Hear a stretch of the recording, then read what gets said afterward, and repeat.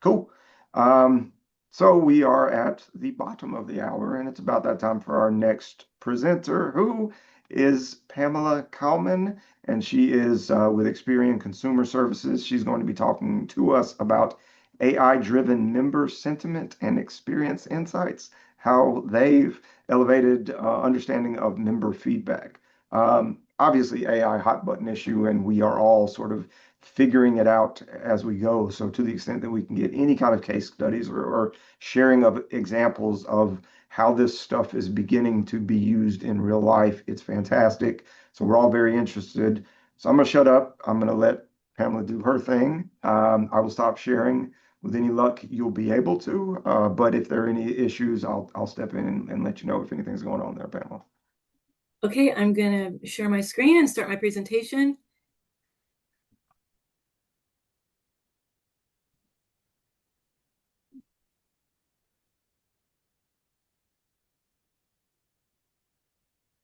Can everybody see my presentation? Sure can. Okay, let me go back.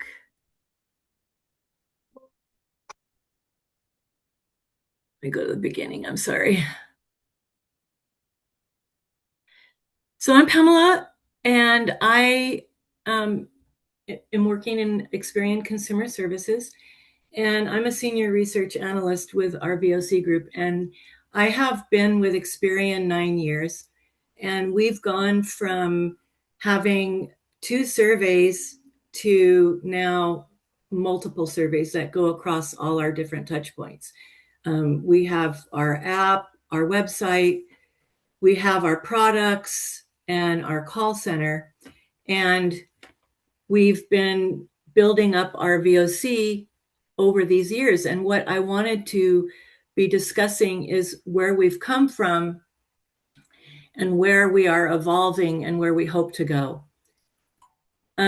We know from looking at all our data, we have tons and tons of data, that when we're looking at the impact on retention, that understanding sentiment drives growth and builds strong brand loyalty. Feedback drives improvement. Member insights refine products to most customer needs. And proactive design shift from reactive fixes to proactive experience enhancement. And what we discovered is a few years ago, we were looking at our member feedback and we saw categories like customer service, app, website, product, everything had a bucket. But buckets aren't clarity. So if we have 200 members that mention app, we didn't know, like, are they confused? Are they frustrated with it? Are they happy with it? Is it the onboarding that's maybe a problem, or navigation, or some kind of feature gap? We had structure, but we didn't have always have meaning, and we didn't see a connection across the surveys. We were knowing that our members were telling us a story, but it was just scattered. And today, what we've seen with involving AI is that this allows us to connect those dots across surveys, across channels, across the journey, and truly understand how members feel. And this is how we've evolved. So we started out with a manual text categorization. We have been working with a platform called Qualtrics. And Qualtrics, in the very beginning when we were using it, I was actually manually coding everything. I was going through all our comments from our call center survey, from our member survey, and manually categorizing them into these topics and subtopics.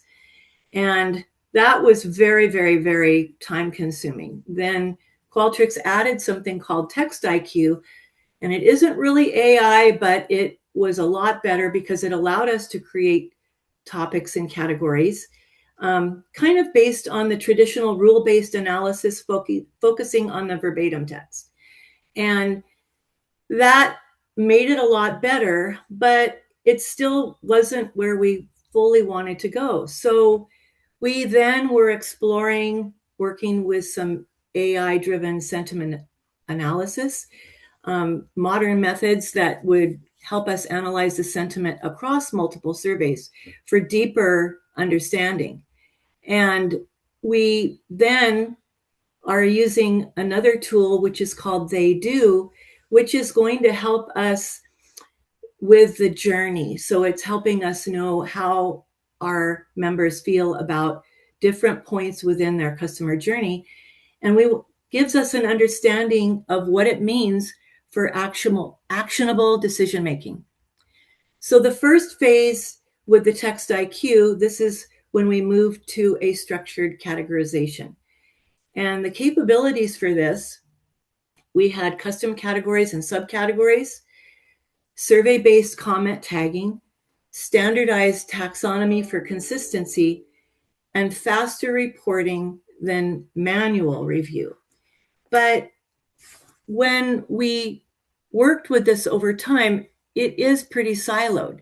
We have now multiple surveys, and we were trying to use this structured topic, subtopic type of way to analyze our member comments, but it was pretty siloed, and we couldn't really get a full understanding of what's going on if we look at all of our surveys together. So the strengths, as I mentioned before, is you had standardized taxonomy, which it improved consistency, faster reporting, increases efficiency, and it was better than the manual coding that I was doing previously. But the limitations are that you have a dependence on predefined categories, limited contextual understanding, and we really realized that we were struggling with nuanced or emerging themes. So we explored some options into our phase 2. What type of AI-powered topic code frame analysis could we bring in to our ecosystem to help us really understand what's going on with our members from all touch points and all aspects of how they're communicating with us and using our products? So we went using Qualtrics has a partner, which is called XM Discover. And for any of you that might remember, there was a product called Clarebridge years ago, and they have turned into this AI powered tool that you're doing a topic structure, but it's AI trained on a well-defined framework, which is a lot more accurate. What this is better is that we have a multi-survey analysis. So it analyzes comments across surveys for comprehensive insights. And the advantage of this is that it's a consistent taxonomy. So it will apply uniform categorization at scale effectively. So throughout this AI journey that we're using with our 2 tools, these are the key insights. For app navigation, we're able to see the usability and the digital workflow friction. This is much more apparent that we are going across all the different surveys. Product clarity, we have a better understanding and expectations from how our members are using our products. Service speed, it's helping us with response time and efficiency. Support quality, we have some real gaps here, but going across all these surveys, we can find where the issues are. We can come up with better resolution and effectiveness. Journey stages. So from when our members come into our ecosystem, from onboarding to account management, we don't really have a linear type of engagement. So our members come in, they're using our products, they may stop using them, they want to come back, they have issues. We can now know along these different stages where there's friction and how we can improve this. And the best feature of using these 2 tools is that we can see the sentiment by channel. So cross-channel emotional insights, which is so valuable for us. So when we're talking about our strategic business outcomes when we were investigating, and we are still kind of honing this tool. We're working really heavily on this to improve how we're connecting all the different surveys together. And what we are able to see is issue differentiation. So we can separate the systemic problems from isolated cases. What we were realizing when we were looking at survey by survey, but not having a cross look at all our surveys together, is that we would be focusing on some things that we thought were problems, but they might have been isolated cases. And we weren't really able to dig down into what are some systemic problems. And that was the issue with the way that we were looking at our categories and our subcategories. Is those were great, and we could see we're having an issue with this product, but we still had to go through and read those comments to kind of understand more fully what was going on. And by using that kind of methodology, a lot of times we were not really able to see something that was really systemic, because we would be looking at one survey, for example. Now, putting all these different surveys together, and even putting chat experience, social media experience together, we're able to get a much bigger picture of what's going on with our members, how they're using our products, how they're getting help that they need. The accelerated reporting aspect is by automating all of these together with the emotions, we can create very quickly executive ready summarize a view of what's going on. And we can do a snapshot. Is this a digital thing that we want to focus on? Is this a customer service? Is this product related? And is it a usability issue? Enhanced member insight. So the AI is helping us reveal emotional drivers and patterns. And because we are tracking quantitative metrics, we can look at the emotion with our comments, and that helps us really hone in on what is really affecting a part of a journey and how we can improve that journey feature. And it's real time trend detection. So this is constantly feeding into both of our AI tools, and we are constantly seeing what's emerging or what's going on. And it's helping us drive a faster, deeper insight for strategic decision making. So basically, we'll have a better understanding of what's driving emotions.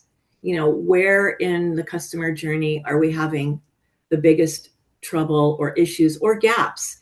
And as I said before, we can distinguish between something that is a few issues or something that is an ongoing systemic problem, so that we can fix this and we can address it for our members. And there's a lot of reduced manual review time. So by having this coding structure set up, it is constantly enhanced and improving as we get more and more member feedback across all the surveys. And as I said before, we can put together something very quickly and have it ready for executive review.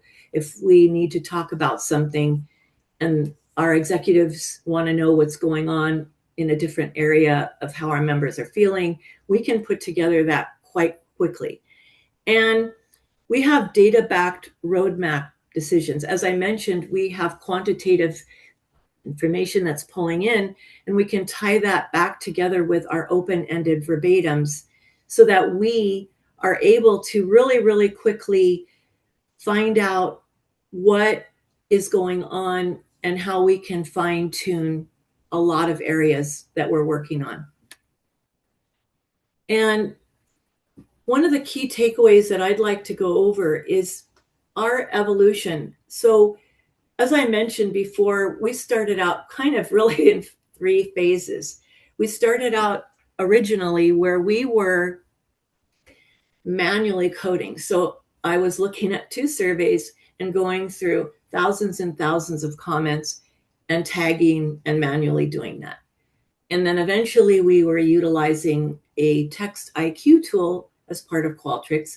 And it was a lot better because, you had to still invest time setting up topics and subtopics, but it still fell short because we weren't able to really tie all the surveys together with one common look at the whole picture. So, what's going across? What's some common threads that are going from all these different surveys together with a uniform look?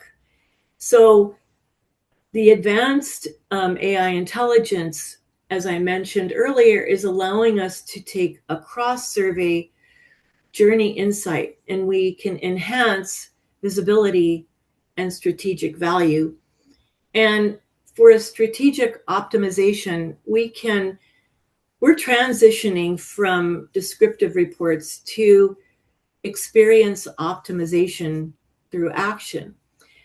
Now, what I wanted to kind of focus on too is that this is something that we've had to really invest quite a bit of time. I know the data really, really well. And so just implementing AI, it makes it a lot faster and improves. But I also really have to keep going back, matching up what I know to be true with the raw data. And when we're overlaying AI, it's helping us speed up the process of looking at what's going on. We get real time knowledge of emotions and how our members are feeling about different parts of the journey, where we're falling short. And this is really important because we're really using a lot of information from our app. More and more members, and this is true of a lot of different companies, are using apps. So probably 61% plus of our members are accessing our website, our app, through they're using our Experian app. So more people are using their phones and the app over just logging into the website. And we know this is so important, and why the introduction for AI for our digital look at how our members are experiencing using our app is really, really important. And prior to introducing our new tool, which is Discover, and our other tool that we're using is called They Do. And They Do is a journey mapping type of experience. And that also is taking just free form, open ended comments and helping us map what are quantitative with our qualitative. And we can see along these journeys, when we're looking across all these surveys, some common themes that are appearing that are really where we were not really aware, we weren't able to do such a deep dive. We have a lot more clarity here. And it's really shown us how much better and quicker and more effective we can be on all aspects of how we're looking at our data.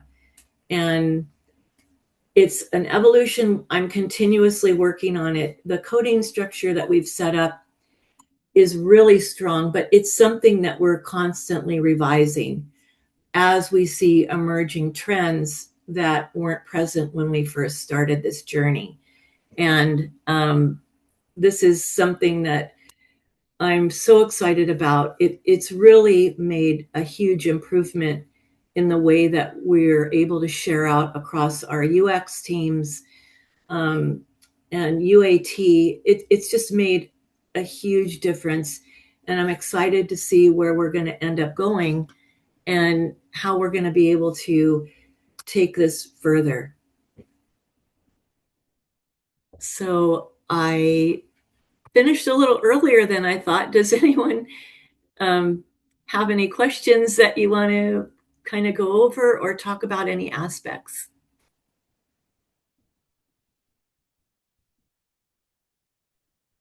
It looks like we do have a couple of questions coming through, and as you mentioned, we have a few minutes to go over those. Let's see. It looks like Kristen has the emotion aspect of your approach is very interesting. Are you uncovering the emotion in the open, unstructured data or a quantitative metric? Not sure if I missed this. Thank you. Yeah, so with the XM Discover tool, we have a section where it is rating on emotion. So we have dashboards. So allows you to create these real-time dashboards, and it zooms in on the level of emotion. So on a particular topic, it will hone in and you will see the level of emotion, whether it's negative or positive. And what's exciting about this is we can tie it back to our quantitative metrics.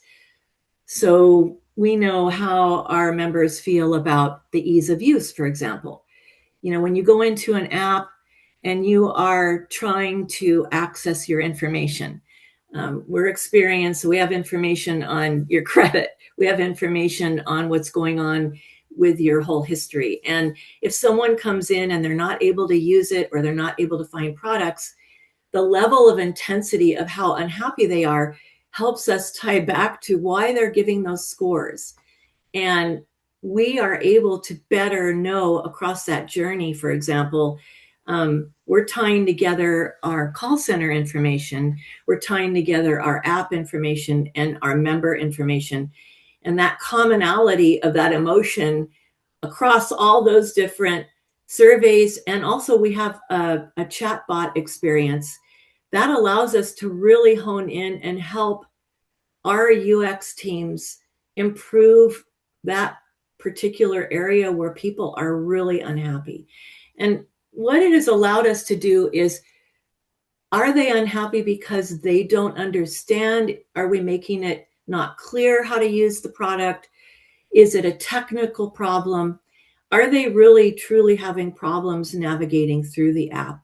And all of this feedback is allowing us to make improvements as we go. And this is real time data. We're uploading daily all this information, and we can see emerging trends and we can dive into it and make improvements.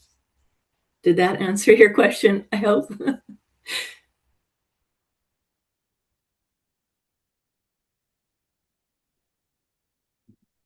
Thank you. There was one comment or request early in the presentation, and that was if you could list out or maybe shoot me an email with the names of the tools that you mentioned early on in the session, or if you even can provide a leave behind PDF of this deck. Yeah, yeah, I absolutely can. I can, kind of give you kind of an outline of Qualtrics itself. And, they have different types of platforms. Now, the current platform that we had been using with Qualtrics, and we are still using it, is we have full access to um, doing dashboards. So we can create these really amazing dashboards. We do a lot of API. So we have our app, which is tied back to Qualtrics, our website. We have intercepts on our website, which allow us to capture all this information. And that's where we ended up kind of moving into the Discover tool, is that took all that information that we are collecting from all those different touch points. And this allowed us to have a more robust look at what our members are saying, and that we have a better understanding of what's really going on. And I can totally send that to you, Bill. That'd be perfect. And we'll get that distributed or available for download. Um, personally, I thought this was a really good talk. I like your phraseage of, talking about this as an evolution or a journey, because I mean that's what it is. This AI thing it's emerging quickly, and lots of different applications are coming along at light speed, and you know we got to just start sort of jumping in and starting to use and figuring out. And it's talks like this that kind of help to at least illustrate, how these things are being applied. So much appreciated. And we're not done with the Q&A. So Get ready. Yeah, Actually, Suresh had a question, and it was just in regards to the some of the conversation around emotions. How good are the tools that you're using in picking up emotions like sarcasm or nuanced such feelings? that's a great question. So when we were using Text IQ, that also had sentiment, but I don't think I could get above 75% accuracy. It's really hard. So prior to working at Experian, I worked at Toyota. And a lot of that comment was driven around product. And product was a lot easier to capture because they're really talking about my car isn't working well, things like that. When I got to Experian, a lot of it is going across multiple sentences and you get false positive. Like you're talking like, I love this, but I hated that. So you get like kind of this mixed sentiment. And the text IQ was really troublesome for me. I'd have to go in and try to adjust it and read through things, and it was just very time consuming. I would say right now, and we're still evolving and still, doing our proof of concept to prove out that we're getting this accuracy. I would say it's more like 85 to 90% accuracy. I'll put it in between. Let's say 88%. And it's really, I think, as the tool goes across more and more, as it's getting more and more comments, it's getting more intuitive. And we're seeing a better accuracy of that. I would not say it's 100% at all, but I think it's definitely much more accurate than what we were looking at before. What about the next steps on this evolution? Is there anything you're excited about or kind of looking forward to unveiling or unrolling in next chapters? I think that what we're really hoping to see is real time lift in members wanting to come back and retention, improving brand. uh, I think the adoption of people, more and more people wanting to use our products and wanting to stay using our products. And I think what we're hopeful is that by really getting a much more intuitive and better understanding of what's going on with how our members are using our products, that we'll see some huge changes by being able to leverage this. And it looks like Todd has a question over on YouTube, and this may be, for yourself as well as the audience in general. But uh, how do you prevent emotionally intelligent Gen AI bots from polluting research data sets? They have in the Qualtrics itself, we can tell by the on the respondent level where it was a suspected bot, in the way that we're collecting the information. So when we're doing surveys, I mean, it's only as effective as it can be. I think absolute prevention of bots, even when we're doing surveys working with other providers where we're getting feedback, we try to do the best we can to eliminate bots, and they tell us that they're trying to eliminate bots. I don't think there's 100% way to eliminate all bots, but we're doing our best to turn on features to try to reduce that. Yeah, and it's the cat and mouse game. As our analyses and speed to data are getting easier and easier through AI, so too is the ability to be malicious and cheat your way through surveys. So we get the fun of not just the analytical side of it, but also the policing of data quality, which is this is a challenge, and that's why we have these conversations. Well, one thing I wanted to add is that when we're setting up, so we do surveys, but we also, get information from social media and different sources.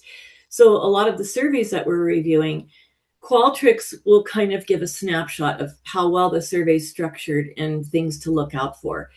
And it will catch, like if it sees a high instance of people that are speeding through, that kind of will flag something that may be a bot.